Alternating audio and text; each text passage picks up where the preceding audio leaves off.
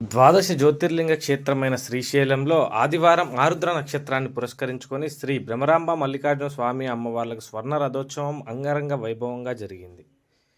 ఉదయం 7 గంటలకు ప్రారంభమైన ఈ వేడుకల్లో రథారూఢులైన ఆది దంపతులు దర్శించుకునేందుకు భక్తులు పోటీ పడ్డారు. ఉత్సవంలో భాగంగా ఆదివారం వేకువజామున స్వామికి మహాన్యాసపూర్వక ఏకాదశ రుద్రాభిషేకం, అన్నాభిషేకం మరియు ఇతర విశేష పూజలను అర్చకులు శాస్త్రోక్తంగా నిర్వహించారు.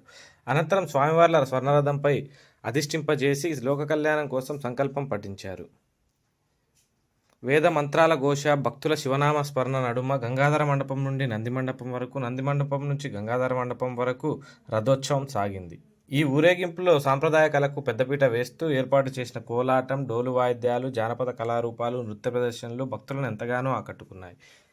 ఈ కార్యక్రమంలో ఆలయ కార్యనిర్వహణాధికారి శ్రీ ఎం శ్రీనివాసరావు, ధర్మకర్తల మండలి సభ్యులు ఏవి రమణమ్మ, జి గంగమ్మ, డి వెంకటేశ్వర్లు ప్రత్యేక ఆహ్వానితులయ్యారు.